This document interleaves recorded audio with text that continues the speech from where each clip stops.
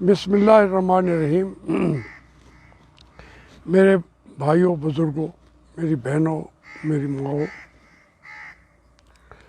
मेरी बेटियों, मेरे नौजवान बच्चों, आज खुल के बात करना चाहता हूँ मैं आपसे। पहली बात यह है कि ये यहाँ पे एक नया, वो कहते हैं हमारे राडार पे आ गई है, नहीं सीख सकता, फिर शुरू करेंगे। तो फिर बैठो तो कितने मुझे मार दिया है। क्यों छोड़ दो, आप काट दो उसको, जो हिस्सा आवाज़ कोई कौवों की आवाज़ आती हो। चलो, तो मैं आपसे ये अर्ज़ कर रहा था कि ये उन्होंने कहा जी फैमिली अब आ गई है राडार पे। तो मैंने कहा कि भाई अब तो 1960 से राडार पे आए हुए हैं। हमारा तो एक एक चीज़ वो उसकी फोटोग्राफी हो रही है। एक उठना बैठना, आमदनी, खर्च, जो हमारी शानदार लिविंग स्टाइल भी है बिल्कुल है। तो उसके लिए भी हमारा, अब अंदाज़ा करें, हमने घर बेचा, 25 करोड़ हमें मिले उसके।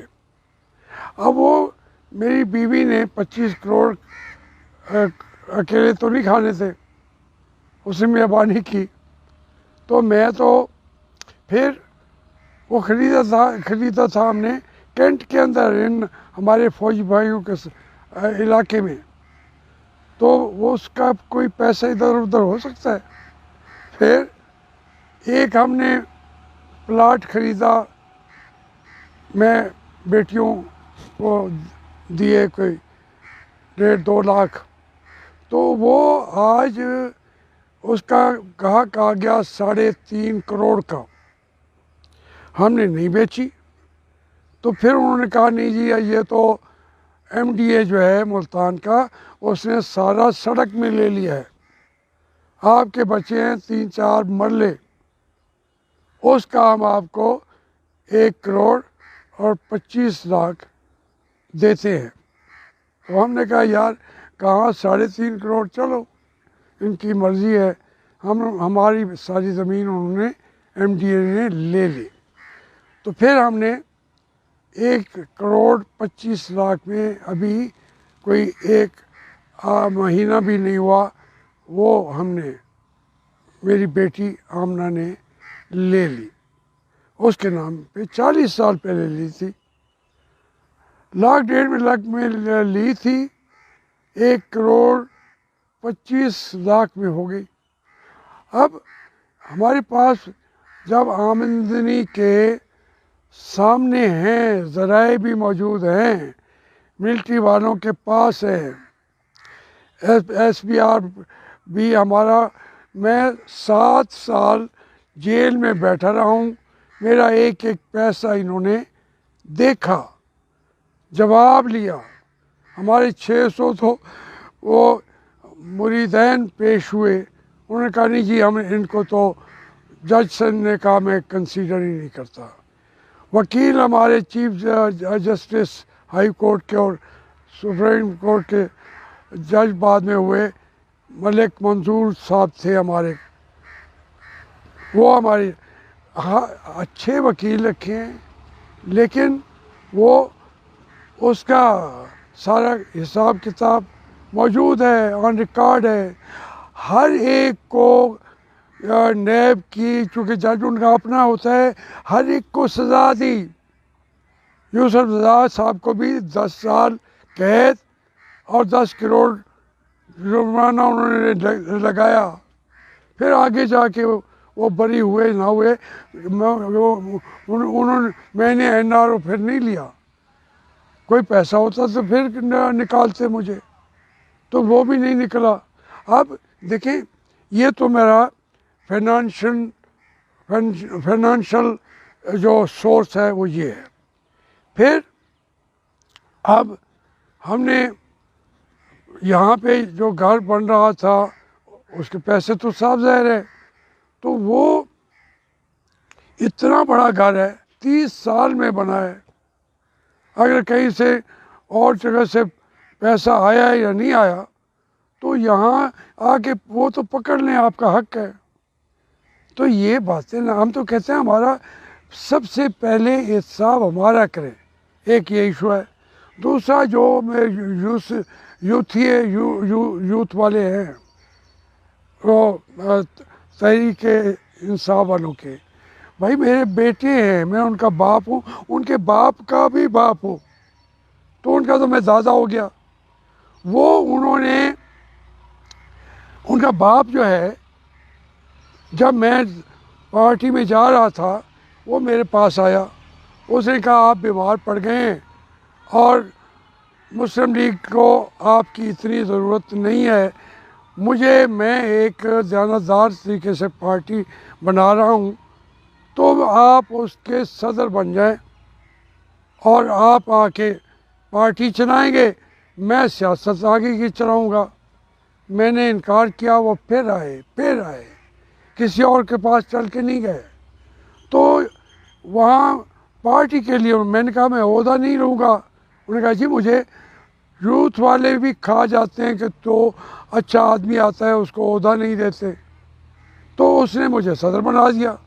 जब मैं कराची जा रहा था तो शाह महमूद साहब, उन्होंने उनको कहा कि आप सदर पार्टी के चेयरमैन हैं, आप चल के एयरपोर्ट पे ना जाएं। उन्होंने शाह महमूद साहब को कहा, वो भी ज़िंदा हैं, उन्होंने कहा कि शाह महमूद तुम्हारी हैसियत क्या है, वो तो एक बैनुल अक़वामी शोहरत का आदमी है, उसने मेहरबानी की है मेरी पार्टी को, वो शाये करने जा रहे, तो मेरे साथ जाओ। खैर शाह महमूद साहब का मौक़िफ़ ठीक था, ये पार्टी के सरबराह से ये ना लेने आते, मेरा कोई शर्त भी नहीं थी, लेकिन ये मैं गया तो पहुँचे खड़े थे। अब मैंने उनको कोई एक लम्हे के लिए धोखा नहीं दिया, उन्होंने बल्कि मुझे धोखा दिया है। जो इनका बाप है मैं उनके बाप का बाप हूँ, उन्होंने अपने बाप इकरामुल्लाह नियाज़ी की वो इज़्ज़त नहीं की। खा इससे नाराज़ हो जाए मेरे दोस्त हैं मुजीब शामी साहब भी और हफीज़ुल्लाह नियाज़ी भी, वो तो उसने अपने शौकत खानम के चीफ डायरेक्टर थे, उससे भी निकाल दिया इन्होंने कि वो निकम्मा है या क्या है। अपने बाप को, मुझे तो वो बाप समझता रहा है, उससे ज़्यादा उठ के आता रहा है। आज भी मेरे खिलाफ बात वो नहीं करेगा। ये कहते हैं कि वो तो बोला ही नहीं है, भाई कैसे बोलेगा? मैंने कोई उसको धोखा दिया हो तो फिर वो बोले, अगर कहेगा तो फिर मैं 10 और सुनाऊंगा, मुँह मैं बंद कर दूंगा। हमेशा के लिए मुँह बंद रखे तो उसके फ़ायदे में है।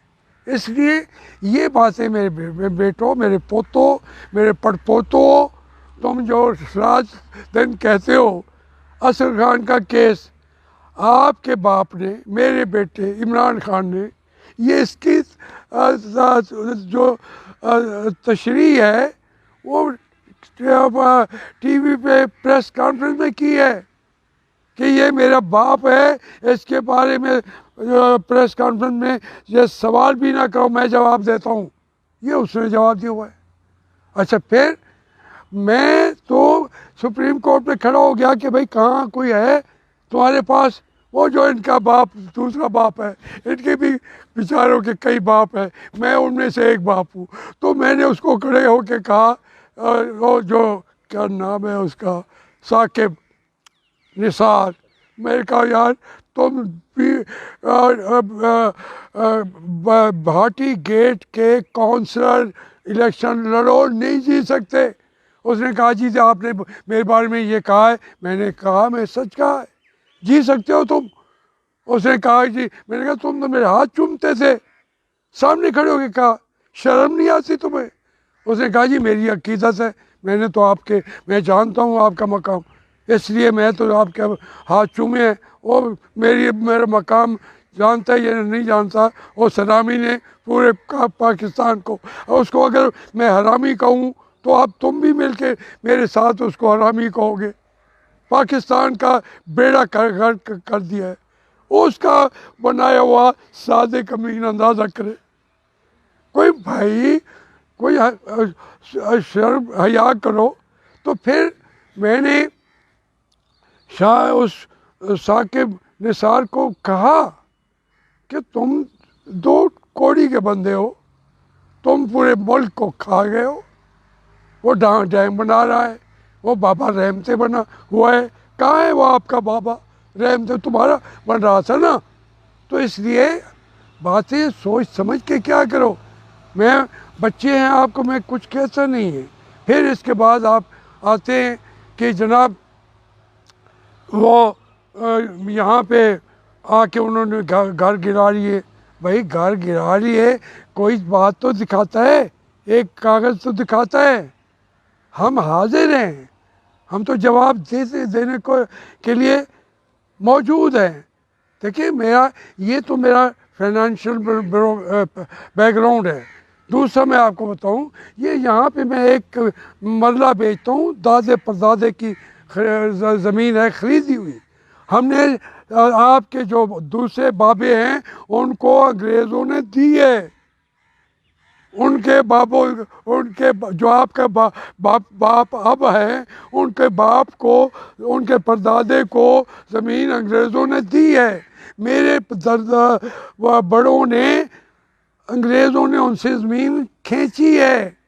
उसको हम प्रीवी काउंसिल में झगड़ा करके शिमला के और लंदन से वो ज़मीन हमने वहाँ उस अदालतों में लड़ के वापस ली है। फिर वो ज़मीन मैंने अपनी बिरादरी से छीन के कॉलेज बनाए हैं। मेरा भी हिस्सा था, मेरे दादा का भी हिस्सा था, लेकिन हमने कहा नहीं, उन्होंने औकाफ को दे दिया। शामू साहब के दादा ने हमारी ज़मीन हम वापस ही नहीं देते। हमने ये कॉलेज बने खड़े हैं, ये स्कूल बने खड़े हैं।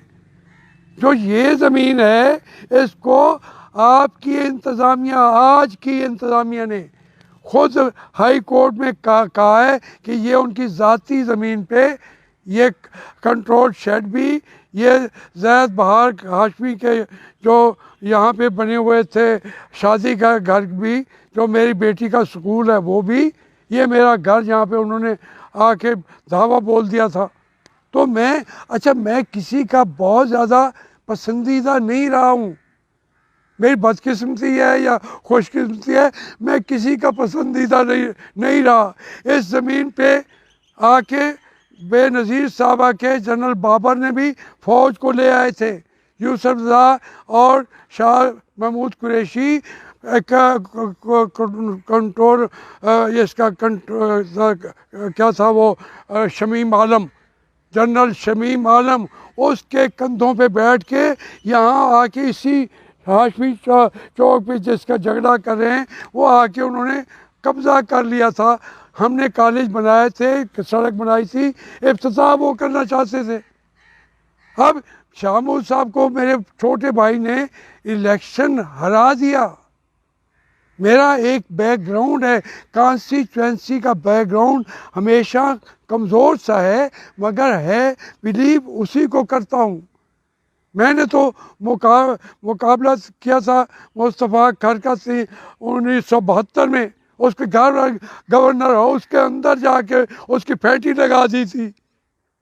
मियाँ साहब उसको भी यहाँ लेके आए कि ये पंजाब का बहादुर बेटा है। तो मैं तो खामोश था, मैं तो अपने कमरे में पड़ा हुआ था। ये जो मुझ पर हमला हुआ था, मैं तो बीमार आदमी था और अब आके मैं सेहतमंद हो गया हूँ, लेकिन मैं था बीमार। आज तो इलाज निकल आया है, इस बाजू के लिए भी अभी एक इंजेक्शन लगना है और वो मैं ठीक हो जाऊँगा। लेकिन वो देखें, मेरा सख्त मुखालिफ था मुस्तफ़ा खर। मियाँ साहब ने कभी मुझसे नहीं पूछा उनके फेवरेट जो थे मुझसे बढ़ के शाह महमूद थे। उनके कहने पे शहबाज शरीफ साहब ने भी, मियाँ साहब ने भी यहाँ हमारे घरों पे ऊपर कलाशन कॉफी खड़ी करके मुस्लिम लीग को खड़ा कर दिया था। हम उस वक्त भी कलाशन कोफों के साए में हम सोते थे। उन्होंने भी मुझसे जब नाराज़ होते हैं तो मैं किसी का पसंदीदा हूँ नहीं। मैंने ये इलेक्शन बार बार खुद लड़े हैं। 85 में भी मैंने खुद जीता था। मुझे कोई ज़ियाउल हक ने नहीं जितवाया था। ज़ियाउल हक ने वज़ीर बनाया, लेकिन जब उसने वादा पूरा नहीं किया इलेक्शन का, जमहूरियत का, मैंने छोड़ दिया उसको। मैंने कहा आपने वादा करके, मैं आज कहूँ तो उन्होंने चूँकि खिदमत सब ने की है, ज़ियाउल हक ने भी की है, नवाज शरीफ ने भी की है और जुल्फ़िकार अली भुट्टो ने भी की है, बेनज़ीर ने भी। ये जो बम चला है, चलाया नवाज शरीफ ने है, बनाया इसको डॉक्टर कदीर ने है, बाकियों का भी सबका हिस्सा है। ज़ियाउल हक ने उसको बरकरार रखा, लेकिन फांसी भी थी भुट्टो को। अब कोई उसको फांसी दे दे ज़ियाउल हक को, कब्र से निकाल के मैंने वो बयान भी दिया है।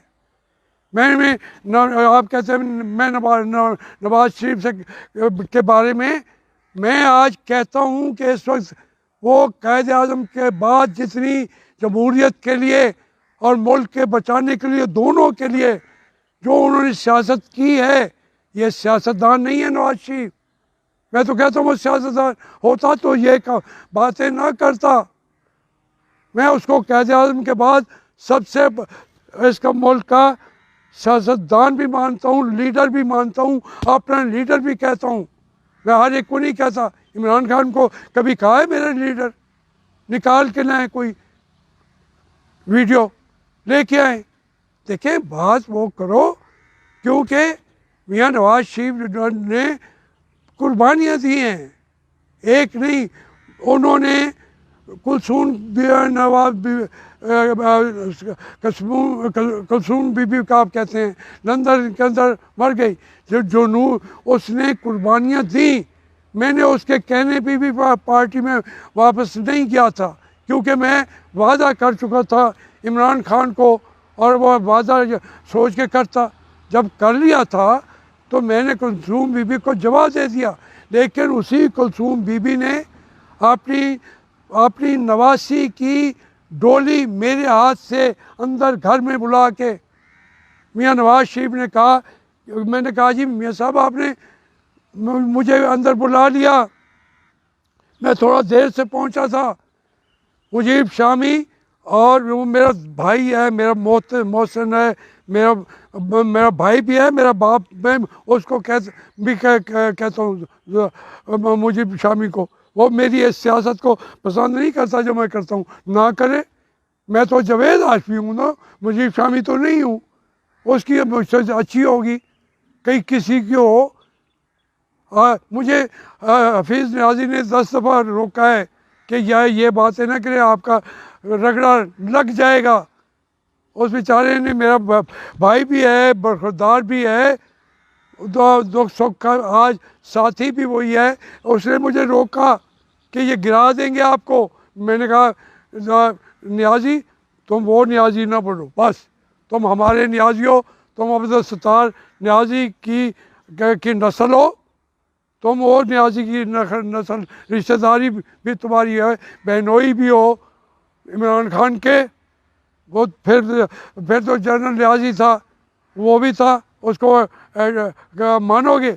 सो वो ये और नियाज़ी है हफीज़ुल्लाह। तो मैं ये अर्ज़ करता हूँ कि मैंने अपनी कॉन्स्टिट्यूंसी की पॉलिटिक्स जब की है, मियाँ साहब ने मुझे कहीं बहुत ज़्यादा सपोर्ट, पसंद, फेवरिज्म नहीं दिया कभी। 40 साल में ये जाते ही मुझे टिकट नहीं दे दिया, मुझे जंग लड़नी पड़ी हमेशा। वो क्यों? वो ये नहीं है कि वो मेरे लीडर नहीं हैं, देखिए मैं तो, लेकिन हो सकता है पसंद ना करते हूँ, लेकिन वो कानों में यही भरते रहते थे लोग उनके कानों को 40 साल में।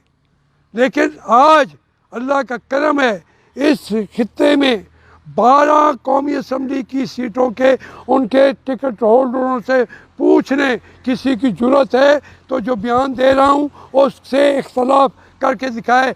12 सीटों पे मियाँ साहब के 90% वोट होंगे, लेकिन 100% चाहिए जीतने के लिए। वो चमानी दुआनी मैं आखिरी रात भी कहूँ तो वो वोट उन्हें देंगे या नहीं देंगे, वो मेरी पार्टी के मेरे लोग हैं। 12 सीटें, 6 मुल्तान की, 3 खानेवाल, 4 खानेवाल की, इसी तरीके से एक बहावलपुर की, एक मुजफ्फरगढ़ की, 12 सीटें और नीचे 24 सीटें, 36 सीटों के अंदर मुस्लिम लीग का तमाम ये पूरा तूफान आ जाए हुआ है। नवाज शरीफ के मुकाबले का कोई लीडर है ही नहीं। इमरान खान तो उसके आगे ऐसे ही ये चिड़िया है, चिड़िया।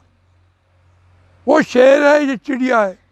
वो बैठ के शेर के बाल खींचता रहे, खींच सकता है, चिड़िया है। अब चिड़िया भी नहीं है, कौवा है, ज़रा थोड़ी सी तकलीफ देता है। वो शेर को तो कुछ होता नहीं है। तो मैं आपसे ये कहता हूँ, ये CBI, ये FIR मर गए, कहाँ थे? कहते हैं जी 3 जून को मुद्दत ख़त्म हुई है, मेरी बेटी के 4 जून को हमने उठा लिया है। क्या बकवास करते हो FIR वालों? वो असल में तुम्हारा बाप बैठा हुआ है, वो बाजवा तुम्हारा बाप बैठा हुआ है, वो पटवारी का भाई ISI का वो क्या नाम है, मुझे नाम ही हमीद बेग, हमीद, हाँ, फैज़ हमीद। वो ये जो लोग बैठे हुए, ये मुझे गिराने के 1 साल के बाद ये नहीं होंगे। जरदारी ने उसको कहा था, अब वो नहीं कहेगा। मैंने कल भी कहा था, आज भी कहता हूँ, कल भी कहूँगा। भाई इंसान बनो यार। इस मुल्क के अंदर तबाही मचा दिया आपने, मईशत की तबाही मचा दी है। तो तुम समझते हो ये 1 करोड़ रुपया मेरा ले गए हो तो मैं चीखूँगा? इससे बड़े बड़े आए, तुम कहाँ के हो? मेरा परवेज़ मुशर्रफ ने क्या नहीं किया मेरा? तुम उससे बड़े हो? उससे बड़े नहीं हो। तुम क्यानी से बड़े नहीं हो। आप वो सारे कहाँ हैं? कल आप भी वही होंगे। हमारे बड़े जहाँ थे हम वहीं बैठे हैं। 1000 साल से इसी मिट्टी पे बैठे हुए हैं, 1000 साल से। और लोग आज भी, मैं कहता हूँ पीर पगाड़ा की 5-6 सीटें होंगी कौमी की, मैं 12 सीटों पे मैं जितवाने और हराने की आखिरी घंटे के अंदर भी पोजीशन रखता हूँ, नाम भी ले दूँगा। अगर मेरे से इख्तलाफ में बयान किसी देना है दे, फिर अपने वो उनको आसानी से जीतना नहीं होगा। यहाँ पे गफ़ार डोगर साहब हैं, उनका एहतराम करता हूँ, लेकिन मेरी मदद लिए बगैर ना लें। मेरी मदद ऐलान करें जी मैं नहीं लेता इसकी मदद। जावेद अली शाह हैं, ऐलान करें मैं जावेद हाशमी की मदद के बगैर जीतूँगा। तारिक रशीद है, ऐलान करें कि हम उसकी मदद के बगैर जीतेंगे। यहाँ जितने गिनता जाऊँगा आके ऐलान करें। MPAs, तो मैं तो पार्टी का सरमाया भी हूँ, किसी मुल्क का सरमाया बनूँ न बनूँ, पार्टी की 12 सीटों पे मैं उसके आखिर में जो नताइज आ रहे होंगे आखिरी घंटे में उनको बदल सकता हूँ। मेरा अख्तियार वही हो जाता है जो इस वक्त इन पिछले इलेक्शनों में ISI का था। इन 12 सीटों के आखिरी घंटे में मैं वो बदल सकता हूँ, लेकिन नहीं, मैं पार्टी का नवाज शरीफ का उसको कायद आज़म समझता हूँ। क्या उसके साथ बेवफाई करूँगा? मैं उसके साथ, हो सकता है मैं अपनी सीट भी ना जीत सकूँ पीर पगाड़े की तरह। अगर पार्टी की सपोर्ट ना हो तो मैं शायद इलेक्शन भी ना लड़ूँ, लड़ भी नहीं सकता। लेकिन 12 सीटों पे फैसले को आखिरी घंटे में बदल सकता हूँ। तो ये बातें क्या करते हैं? पार्टी ने क्या जी पार्टी इनके हक में नहीं बोल रही, भाई वही पार्टी को आपने विचारों को जिंदा रहने के काबिल ही नहीं छोड़ा हुआ, वो इन बातों का सपोर्ट कैसे कर सकते हैं? मैं उनसे सपोर्ट मांगता भी नहीं हूँ। ये जंग मैंने लड़नी है और 1960 से लड़ रहा हूँ, तो मैं अपनी पार्टी को क्यों तंग करूँ? ये जंग मेरी है। इस मामले में मैं पार्टी के डिसिप्लिन में नहीं हूँ। ये मेरी जंग है, मैं लड़ूंगा, आखिर दम तक लड़ूंगा। तुमने 3 चीज़ें कर सकते थे। हल्का मेरा तोड़ा परवेज़ मुशर्रफ ने, अब वो 12 हल्कों में फैल गया है। पिछले इलेक्शन में पार्टी ने कहा कि आप चुप नहीं है, टिकट हमारे लिए ज़रा मुश्किल है। मैंने कहा बिस्मिल्लाह, मैंने चूँकि पार्टी छोड़ी थी, उसकी एक दफ़ा तो सज़ा मुझे मिलनी चाहिए। खुद ब खुद मियाँ नवाज शरीफ को मुल्तान के जलसे आम में कान में कहा कि मियाँ साहब आपने वादा खुद ऑफ़र की थी कि आप मेरे लिए जाके वोट मांगेंगे, मैं आपको उस वादे से आज़ाद करता हूँ, क्योंकि आपको वो तंग कर रहे हैं, आपकी बाकी पार्टी को भी तंग कर रहे हैं। तो मेरी सीट का वो कह रहे हैं कि रेड लाइन के अंदर जावेद हाशमी का नाम है। आपको फिर बताता हूँ, मैंने रात भी जावेद अली शाह को एक शादी पे बताया, मैं इस सीट से बिला मुकाबला MNA बन गया था 18 का इलेक्शन में बिला मुकाबला मैं हो गया था। उस वक्त इब्राहिम खान बनाए जो MNA, 4 लाख उन्होंने देना था, वो भाग के पैसे भी ले आए। फिर अर्बन जो दूसरी थी उसके अंदर उन्होंने उनको छोड़ दिया। यहाँ पे जो दूसरा था जावेद अली शाह साहब, वो उनकी बीवी का वो सिक्योरिटी वो उन्होंने दी हुई थी, श्योरिटी। यूसुफ रज़ा साहब थे, उनकी बीवी के 30 लाख या 29 लाख करोड़ थे, वो उसके पैसों के श्योरिटी दी हुई थी। वो तीनों जो रिटर्निंग ऑफिसर था उसने कागज फेंक दिए, उसने कहा आप सब फारिग हैं। उसको फ़ौरन ऊपर से फ़ोन आया, उसने देखा और उठ के चैम्बर में चला गया। 10 घंटे उसने फैसला नहीं किया था, मुझे कहा कि यही है बिला मुकाबला। पूरे पाकिस्तान में कोई और नहीं बना था, मैं बिला मुकाबला हो गया था। मुझे जावेद अली शाह के मामू मुश्ताक साहब ने मुबारक दी। मैंने कहा यार अभी वक्त पड़ा है, मैंने बिला मेरे हराने के लिए तो पूरी ये वहाँ अदारे खड़े हुए हैं, वो आपको इलेक्शन लड़ाएंगे, मुझे लड़ने भी नहीं देंगे। अब उन्होंने अगर मेरी पार्टी की गर्दन पे अंगूठा रख के कहा कि हम आपको पंजाब की आप बड़ी पार्टी हैं, आपको फिर हम जीतने भी नहीं देंगे, तो फिर क्या करता मैं खुद वापस हट गया। इस वक्त में मेरी पार्टी को मेरी ज़रूरत है, मैं उनको कभी किसी को बात तंग भी नहीं करता। वो उनको कहूँ कि आप मेरे लिए तहरीक चलाएं, बयान दें टीवी पे, जहाँ पे मेरा नाम कोई लेगा दूसरे दिन उसको बुलाएगा कोई नहीं, तो मैं किसी को क्यों कहूँ? मैं नहीं कहूँगा, मैं अपनी जंग खुद लड़ता हूँ। मुझे बहुत सारे दोस्तों ने कहा कि ये कब तक लड़ोगे? मैंने कहा यार 70 साल मुल्क को बने हुए हैं, 72, और मैं 1957 से लड़ रहा हूँ। 43 साल से एस्टेब्लिशमेंट के ख़िलाफ़ जंग लड़ रहा हूँ और लड़ता रहूँगा। कब्र में चला जाऊँगा, कुछ आवाज़ें तो उठेंगी कि इस मुल्क को बर्बाद कौन कर रहा है।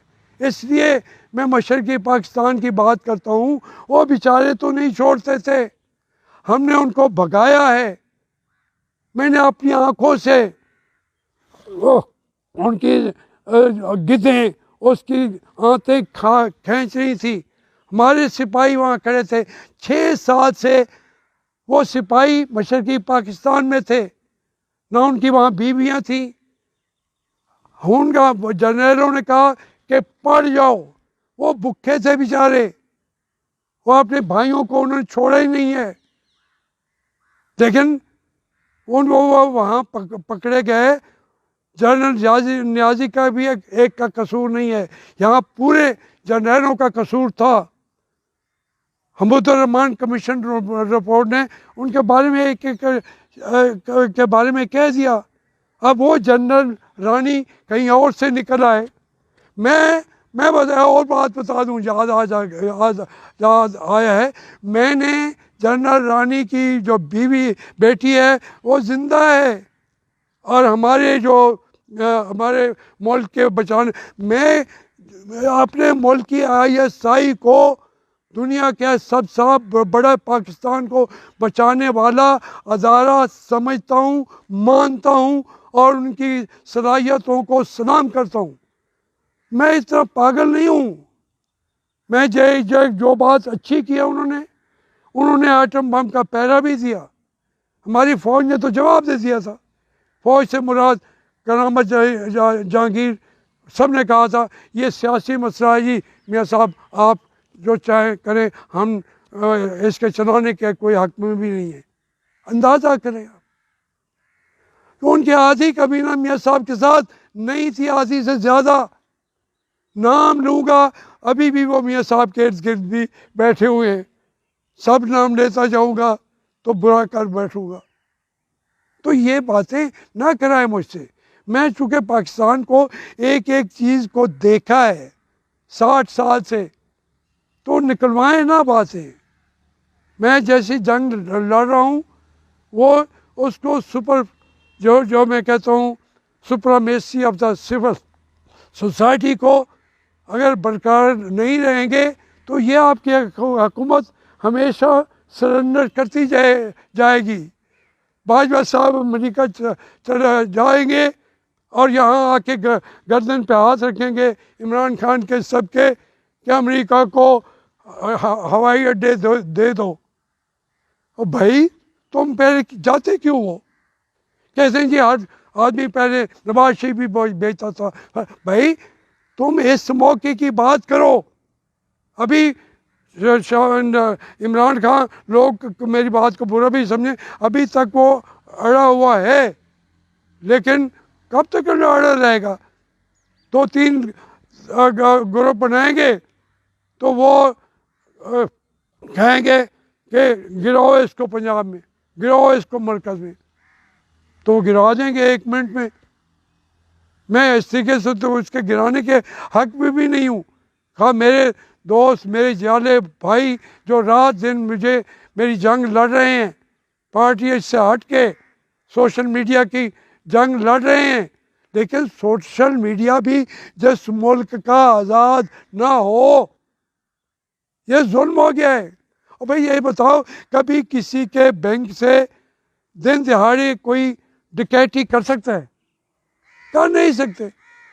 लोग यकीन नहीं कहते, वो कहते हैं यार जावेद हाशमी सख्त बयान देता बैठा है, ये भी उसने एक सख्त बयान दे दिया। ओ भाई हमारा 1 करोड़ रुपया ले गए हैं, हम चीखते नहीं हैं। आप बिल्कुल आप भी खामोश हो जाए सोशल मीडिया पे, लेकिन वो बाकियों को मारेंगे। वो उसको अपना शिराजी को, फातिमा शिराजी को, उसका खातून है, औरत है, मेरे लिए दुख था। वो मैं जेल में बैठा रहा, वह आवाज़ उठाती रही। मुझे जब ये हुआ अटैक, तो वो वहाँ से चल के मुल्तान मेरे बेड पे मेरे सर पे हाथ रख के, माँ बहन बेटी की तरह हो, तो मैं उसको कहूँ तो लुक का पट्टो, उसको बुरा भला कहते हो यार। मेरे बच्चों, मेरे प्यारे बच्चों, यूथ वालों, तुमने मेरी जंगें भी लड़ी हैं। अब आपके भी बहुत सारे MPA दूसरे लोग मेरी जंग भी लड़ रहे हैं, क्योंकि ये जंग उनकी आपकी जंग है। आज ये ख़त्म नहीं हो जानी, लेकिन हम लड़े। हो सकता है कि उनको कुछ शर्म आ जाए, तो इसलिए मैं किसी के खिलाफ बात नहीं कर रहा, ये मैं अपने बच्चों की बात कर रहा हूँ। किसी को मैं अगर आप कहते हैं उल्लू का पट्टा कह दिया, मैं आपसे माफ़ी मांग लेता हूँ, लेकिन आप मेरे बच्चे हैं यार। मैं आपकी जंग लड़ रहा था, ये वहाँ पे असेंबली के सामने, पार्लियामेंट के सामने, तो मैं ये देखता कि भाई मैं लड़ रहा हूँ, मियाँ नवाज शरीफ क्यों नहीं खड़ा, मियाँ शहबाज शरीफ क्यों। मैं समझता हूँ जो जंग उनके बच्चों ने भी लड़ दी है, हमजा ने लड़ ली है, मरियम ने लड़ ली है, कुलसूम बीबी ने लड़ ली है, उनकी वालदा और वालिद दोनों मुल्क में नहीं आखिरी सांस ले सके, उनकी वहाँ से लाशें ही आई हैं। तो इसलिए मैं अपनी पार्टी के, अपने लोगों के साथ, अपने मुल्क के साथ कर रहा हूँ। मैं भाजपा के साथ हूँ, रहूँगा, जो सिविल सोसाइटी के आगे हथियार फेंकेगा। वो लड़ते हैं, बाकी चारों पांचों जंगे वो हार गए। आज नहीं कह रहा, मैंने अपनी किताब हाँ मैं बागी हूँ में लिखा है कि ये चारों जंगे हार गए थे, अयूब खान समेत। अब कभी कभी सोशल मीडिया का वो कहते हैं जी ये आप बात करें, मेरा वजह से तो बंद कर देते हैं, वो दूसरे दिन वो खुद मान जाते हैं, उनकी किताबें मान जाती हैं। तो फिर भाई मेरा तो बंद ना करो ना, ये तो बात ना करो कि मैंने ये बात कर दी। बैंक की मैंने बात की थी, तो दूसरे दिन बैंक कह रहा है जी हमसे वो उठा के लूट के ले गए, उनका बैंक बंद हो जाएगा। उनके बैंक बंद होने के साथ दुबई के बाहर के लोगों ने कहा हम नहीं पैसे जमा कराएंगे। तो फिर उसके बाद बेचारों का बैनुल-अक़वामी मईशत में जो बैनुल-अक़वामी बैंक बैठे हैं वो वापस ले लेंगे। मेरा दिल उन अपनी ISI का साथ है। मुझे अगर कहते हो तो मैं कहता हूँ भाई मैं ISI का पेड मुलाजिम भी हो जाता हूँ, चलो वो खुश हो जाओ। लेकिन पाकिस्तान के लोगों के सामने तुम्हें सलाम करना पड़ेगा। सलूट जो मुझे मारते हो, मारा है तुम्हारे 4 चीफ्स ने खड़े होके। पूछो कियानी से, पूछो वाइन साहब से असेंबली के अंदर, पूछो पाशा से कि उस फ्रॉड पे आके उसने मुझसे माफ़ी मांगी थी कि हमने बहुत ज़्यादतियाँ की आपके साथ, उनसे पूछो। फिर हमारे सोशल मीडिया वाले बंद कर दें। मुझे सोशल मीडिया की भी फिर ज़रूरत भी नहीं है। ये जंग मैं लड़ूंगा, मैं इसी के लिए पैदा हुआ हूँ, अपने मुल्क के लिए। मैं मुल्क को बचाऊंगा। हमने धक्का दे के मशरक़ी पाकिस्तान को बांग्लादेश बना दिया। आज वो अमीर तरीन मुल्कों में है एशिया के, वही बेचारे जिसको हम भूखे बंगाली कहते थे। तो ये बातें बेटा मैं ऊंची आवाज़ में ज़रूर बोलता हूँ, लेकिन मैं किसी के ख़िलाफ़ नहीं हूँ।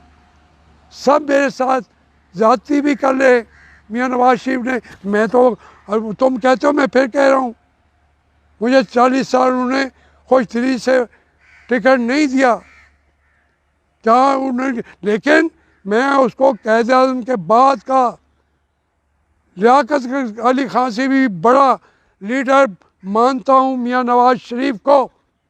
ये आखिरी बात है मेरी, सुन लो। ये बात मैं फिर भी करने का मौका अगर दिया हमें सोशल मीडिया ने तो करेंगे, नहीं तो ये समझ लेना कि मैं जहाँ बैठा हूँ वही बात मैं कर रहा हूँ, करता रहूँगा और इंशाल्लाह इस धरती को आज़ाद कराऊँगा। मुझे मकबूजा पाकिस्तान नहीं चाहिए, मुझे आज़ाद पाकिस्तान चाहिए। आज़ाद पाकिस्तान के लिए लड़ूंगा, वोट की आज़ादी के लिए और इज़्ज़त के लिए लड़ूंगा। और इसमें नवाज शरीफ की फ़ौज में खड़ा होकर सिपाही के तौर पर खड़ा रहूँगा। कोई ओहदा, कोई टिकट कभी नहीं, ना वो देंगे ना मैं कभी मांगूंगा। आप गवाह हो जाए मेरी कौम, मैं नहीं मांगूंगा।